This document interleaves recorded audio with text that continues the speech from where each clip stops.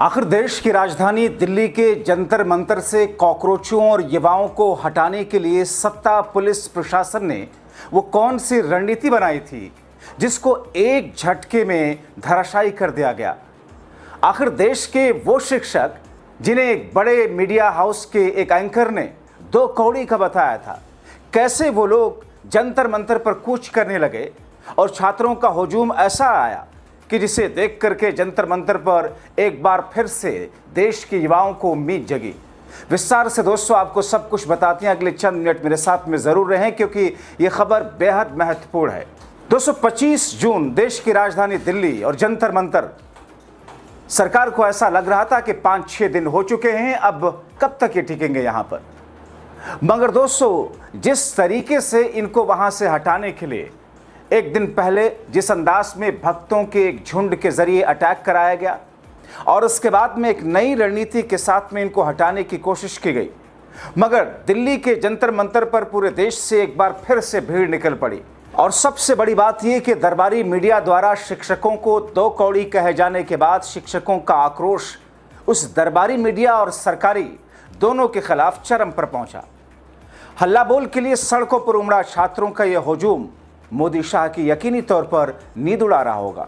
हालात ये है कि बारिश हो या फिर आंधी तूफान, चारों तरफ से युवा दिल्ली घेर रहे और जिस जंतर मंतर पर भीड़ कम होने का सरकार और भक्त ढिढोरा पीट रहे थे, वहां 25 जून को एक बार फिर हुजूम उमड़ा।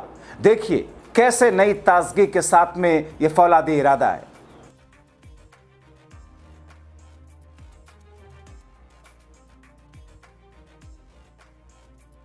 दोस्तों देश के शिक्षकों ने 25 जून को देश की राजधानी दिल्ली के जंतर मंतर पहुंचकर चंद कदमों की दूरी पर अपने आलीशान सरकारी बंगले में आराम फरमा रहे सत्ता पक्ष के लोगों को छाती ठोक करके उनसे इन्होंने कहा कि हम पूछेंगे सत्ता से सवाल, हम लगाएंगे उनकी गलत नीतियों पर लगाम, हम लेंगे धर्मेंद्र प्रधान का इस्तीफा, सरकार कब तक आंखें मुदे हमसे मुंह चुराती रहेगी, कितनी भी कोशिश कर ले अटैक कराने की, हम हटेंगे नहीं।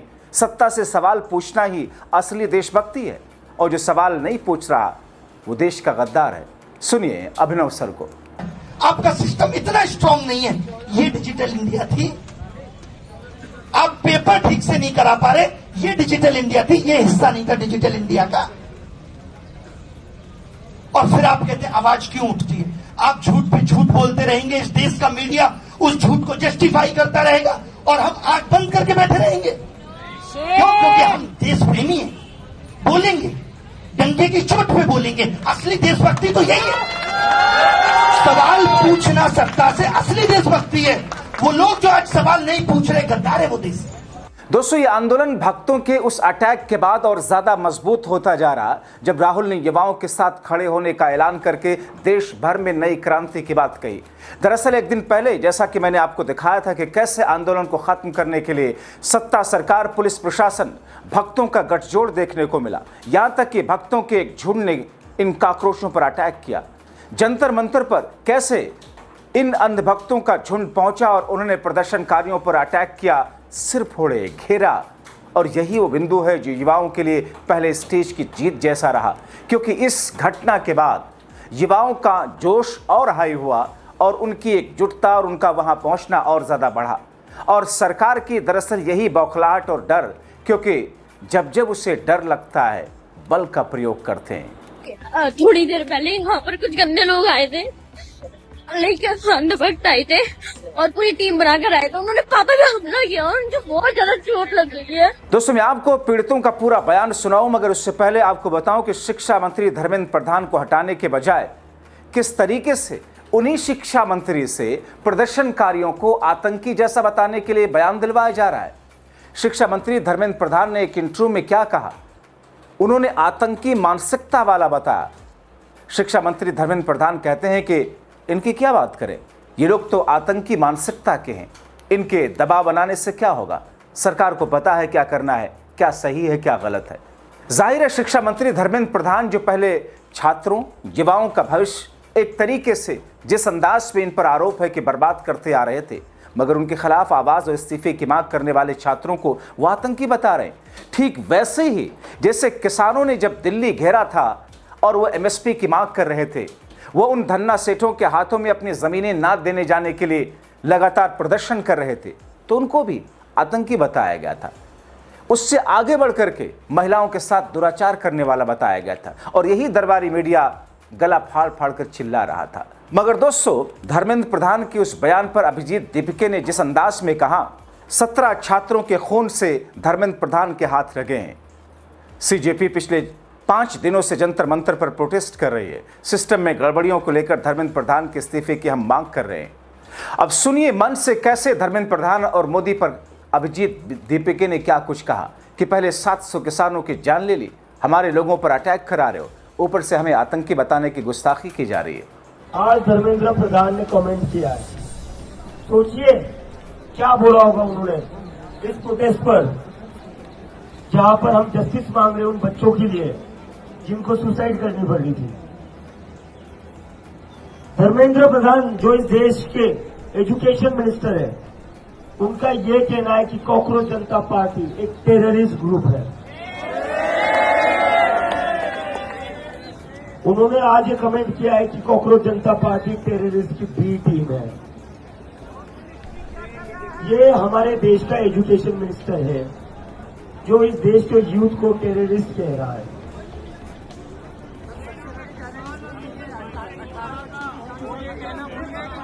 मैं धर्मेंद्र प्रधान को कहना चाहता हूं, टेररिस्ट वो होता है जिसकी वजह से लोगों की मौत होती है।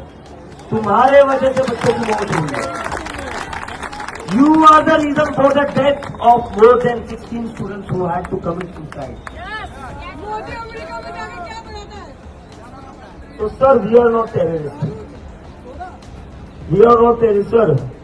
और हमें देशभक्ति का, पैट्रियोटिज्म का सर्टिफिकेट तुम जैसे लोगों से नहीं चाहिए जो खुद मासूम बच्चों की मौत के जिम्मेदार हो। और इसी बीच में एक और प्रोपेगेंडा सत्ता, पुलिस प्रशासन और भक्तों ने किया कि अभिजीत को बदनाम करने, नाम खराब करने के लिए एक नया एंगल आया।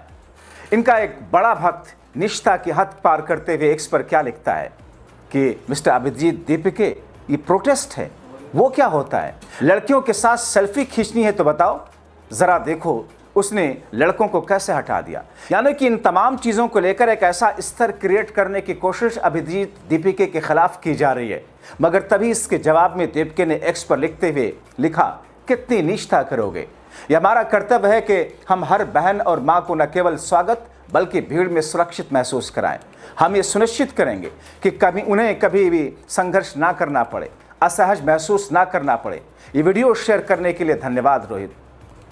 अब दोस्तों, आपको सुनवाते हैं कि कैसे भक्तों के झुंड ने युवाओं और उनके साथ में प्रदर्शन कर रहे वहां पर आए हुए सहयोग करने के लिए उनके माता पिता पर अटैक किए थे। जाहिर है ये पुलिस प्रशासन के मर्जी या सहमति के बिना तो संभव नहीं, मगर जिस अंदाज में अटैक किए गए उससे हंगामा तो और तेज हुआ। सुनिए पीड़ितों के बयान।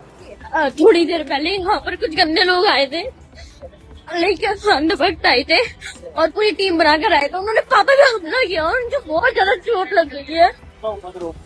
आपने भी रिक्वेस्ट है, प्लीज यहाँ पर आ जाओ, ताकि ये जो एक दो लोग है ना, आ जाओ।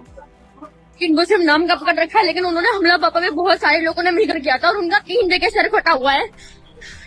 आ जाओ। तो प्लीज आई रिक्वेस्टेड यू कि यहाँ पर आ जाओ और बस। इसीलिए एक बार फिर से 25 जून को एक ऐसी एनर्जी, एक ऐसा फौलादी इरादा जंतर मंतर पर दिख रहा है जिसे खारिज कर पाना अंधभक्तों या फिर सत्ता पक्ष या फिर दरबारी मीडिया के लिए आसान नहीं है। और इन्होंने खुल करके ये ऐलान किया।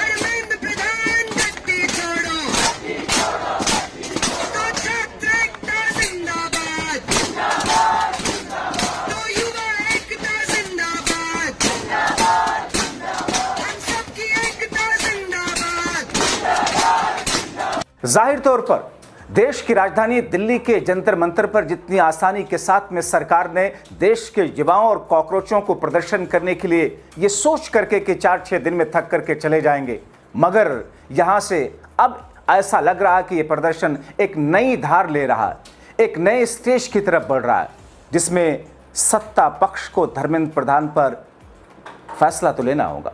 आप क्या सोचते हैं? अपनी राय कमेंट बॉक्स में जरूर लिखें।